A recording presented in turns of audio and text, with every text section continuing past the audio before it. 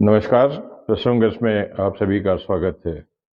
शुरू करते हैं चर्चाओं के दौर की। तो आज राजस्थान में क्या कुछ रहा पहले वो बताएंगे, क्योंकि आज केंद्र में कोई बड़ी घटना अभी तक नजर नहीं आई है।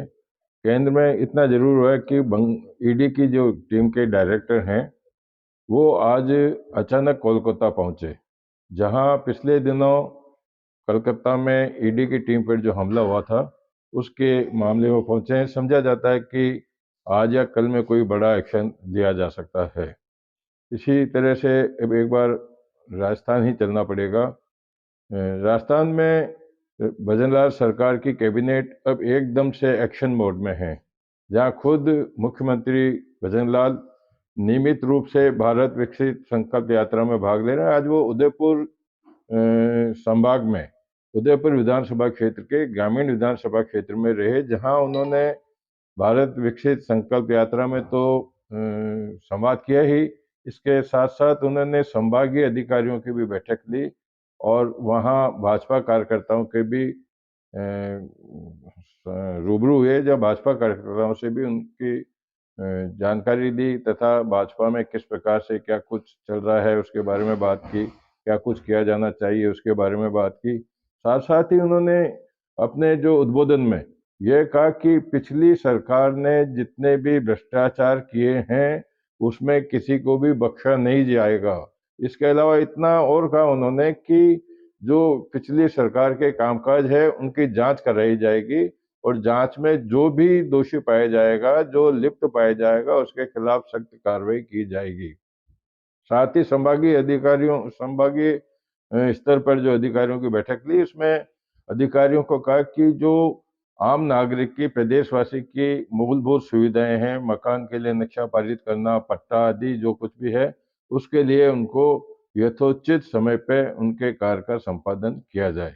इसी तरह से जो नए चिकित्सा मंत्री हैं गजेंद्र सिंह खींवसिर, वो भी अपने गृह क्षेत्र के दौरे पर रहे नागौर में, जहां उन्होंने स्पष्ट रूप से चिकित्सकों को चेतावनी दी कि जो सरकारी अस्पताल के समय में अपने घर पर प्राइवेट प्रैक्टिस करता हुआ पाया जाएगा तो उसको कारण बताओ नोटिस नहीं दिया जाएगा और उसको सीधा निलंबित किया जाएगा।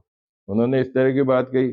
बात कर लेते हैं स्वायत्त शासन मंत्री खर्रा की। जाबर सिंह खर्रा ने आज पहली बैठक ली अपने विभागीय अधिकारियों की, जिसमें उन्होंने भी जनता जनार्दन के कार्यों को प्राथमिकता से निष्पादित करने, भ्रष्टाचार पर अंकुश लगाने तथा बिना किसी भेदभाव के सभी विकास कार्यों को आगे बढ़ाने की बात की। साथ ही उन्होंने एक और आदेश दिया उन्होंने अधिकारियों को कि जो सफाई कर्मचारी सफाई कार्य के लिए लगाए गए थे और जिन सफाई कर्मचारियों को सफाई कार्य के अलावा दूसरे कार्य में लगाया गया है, उनको सफाई कार्य में ही लगाया जावे। इस तरह के भी उन्होंने निर्देश दिए। स्थिति ऐसी है कि नगर निगमों में, नगर पालिकाओं में जहां चतुर्श्रेणी कर्मचारियों की कमी है, ड्राइवरों की कमी है या और किसी पद पर कमी है, तो ऐसे कार्यों में जो योग्य सफाई कर्मचारी हैं उनसे काम लिया जा रहा है। तो ऐसी स्थिति में अब देखने वाली बात होगी कि अब इस आदेश का क्या कुछ असर रहता है। बात कर लेते हैं जलदाय मंत्री कन्हैयालाल चौधरी की भी। तो कन्हैयालाल चौधरी ने भी आज अपने विभाग की पहली बैठक ली, जहां उन्होंने कहा कि भ्रष्टाचार के लिए बदनाम जलदाय विभाग को स्वच्छ बनाया जाना चाहिए। मतलब इन्होंने ये स्वीकार किया कि पिछली सरकार में जलदाय विभाग में भ्रष्टाचार था और अब भ्रष्टाचार बर्दाश्त नहीं किया जाएगा। साथ ही उन्होंने कहा कि 1.5 साल से 1 साल से जो इंजीनियर एपीओ चल रहे हैं, जिनको वेतन भी मिल रहा है लेकिन काम नहीं कर रहे हैं, ऐसे में उनको पोस्टिंग दी जानी चाहिए। इसी प्रकार से सुरेश रावत भी आज अपने गृह क्षेत्र पुष्कर में रहे, जहां उन्होंने स्वागत समारोह के साथ साथ में उन्होंने अपनी भावना से व्यक्त कराया कि जिस तरह से मथुरा, वृंदावन और बनारस आदि में कॉरिडोर बने, इसी तरह का पुष्कर में भी कॉरिडोर बनाए जाने का प्रस्ताव लाया जाएगा। इसी प्रकार से विधानसभा अध्यक्ष देवनानी, वासुदेव देवनानी ने भी आज पुलिस अधिकारियों से यह बातचीत करते हुए कहा कि अजमेर में अब पुलिस कमिश्नरेट की व्यवस्था की आवश्यकता है। इस तरह की व्यवस्था किए जाने के लिए प्रस्ताव बना करके और दिए जाएं। तो ये तो सब बातें रही राजस्थान में क्या कुछ एक्शन मोड में किस प्रकार की सरकार है उसको लेकर के।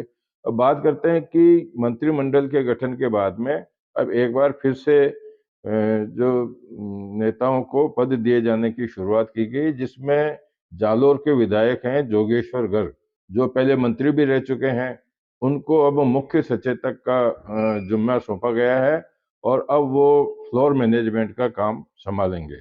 तो ये अब आने वाले समय में और भी कुछ नियुक्तियां हो सकती है। बात कर लेते हैं, रोज जो मैं आपसे बात करता हूँ कि रामलला मंदिर को लेकर के जबरदस्त उत्साह है।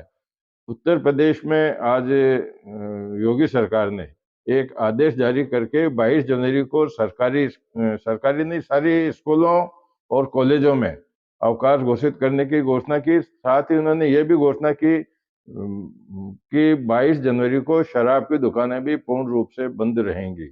इसको लेकर के जगह जगह अन्य आयोजन भी चल रहे हैं।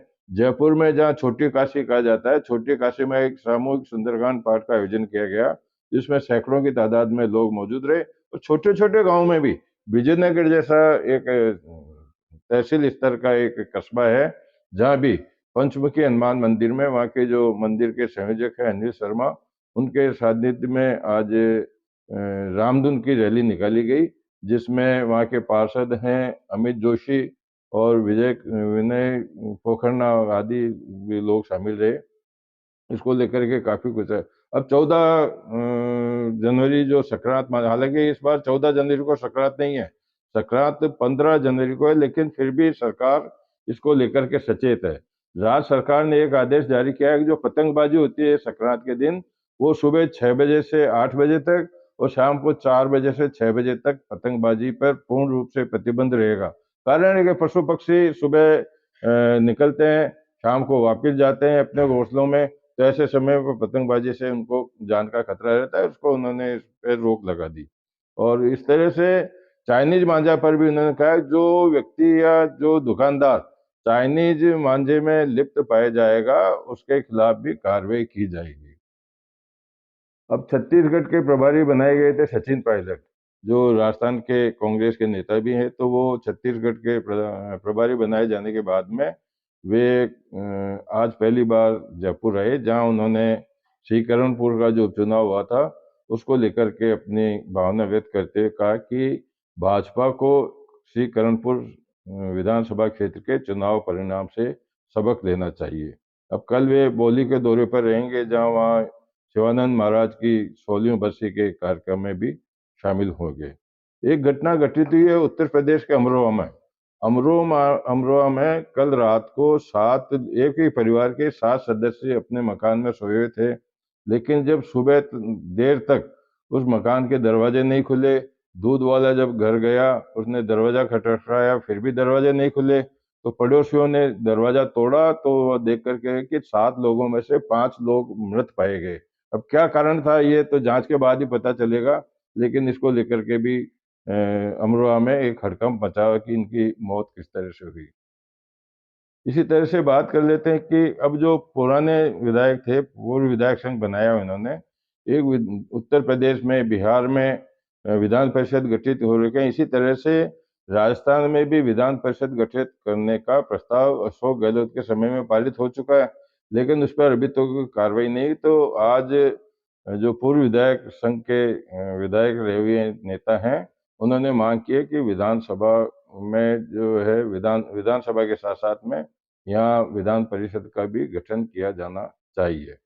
अब इसी तरह से बात कर लेते हैं कि कल हमने आपको बताया था कि सुप्रीम कोर्ट ने आदेश दिया था, जिसके ऊपर बिल्किस बानो ने खुशी जाहिर की थी। बिल्किस बानो ये कि गुजरात में जो दंगे हुए थे उसमें कितने लोगों की मौत हुई थी, जिसमें 11 लोग आरोपी पाए गए थे। आरोपियों को गुजरात सरकार ने सजा माफ कर दी थी। उसके बाद में सुप्रीम कोर्ट में जो याचिका दायर की थी, उसके बाद में सुप्रीम कोर्ट ने अपना निर्णय दिया कि ये गुजरात सरकार का आदेश गलत है, गुजरात सरकार को इस तरह का कोई अधिकार नहीं है, और उन्होंने इनको सजा जो माफ की थी उसको उन्होंने कायम रखने की बात कही। अब हो सकता है कि वो किस कोर्ट में जाएंगे नहीं, लेकिन अब जो बिल्किस बानो है उन्होंने खुशी जाहिर की है। उन्होंने बताया कि मैं आज बिल्कुल स्वतंत्र रूप से जीवन व्यतीत कर रही हूँ। उन्होंने अपने बच्चों को भी गले लगाया और खुशी का इजहार किया। तो ये सारी बातें आपके सामने मैंने आज जो चर्चाओं में प्रमुख रूप से रही उनको आपके सामने शेयर किया है।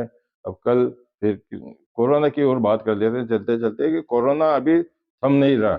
कोरोना में आज जो सुबह 24 घंटे हुए, 24 घंटे में 475 नए मरीज मिले। इसमें सबसे बड़ी बात यह है कि बॉम्बे में J1 JN1 के 19 रोगी संक्रमित पाए गए। ये भी बड़ी बात है। बॉम्बे जैसे शहर में, बॉम्बे जैसे मेट्रो सिटी में जो 19 केस पाए जाना भी एक बड़ी बात है, जिसको लेकर के भी वहाँ का प्रशासन अलर्ट हो गया। 6 लोगों की इसमें मौत भी हुई है। 6 लोगों में से जिन जो मौत हुई है उनमें से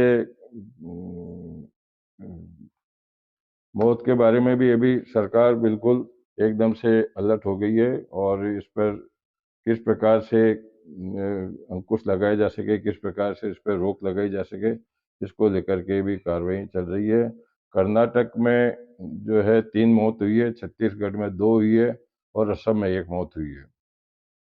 अब बात कर लेते हैं कि एक बार वापस मैं आपको रामलला के मंदिर के बारे में लेके जाना चाहूंगा कि एक एक्सक्लूसिव खबर है अपने पास में कि धनबाद की सरस्वती देवी है जो 6 दिसंबर 1990 को यह संकल्प लिया था कि जब राम मंदिर का निर्माण हो जाएगा जब तक मैं मौन धारण रखूंगी।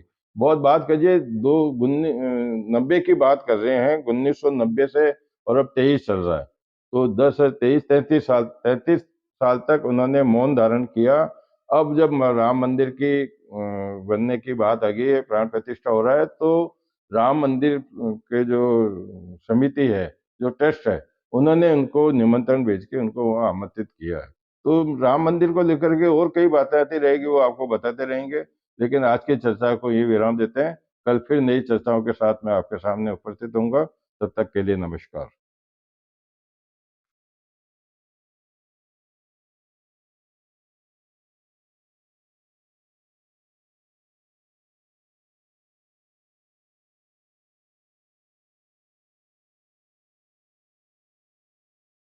श्री राम जय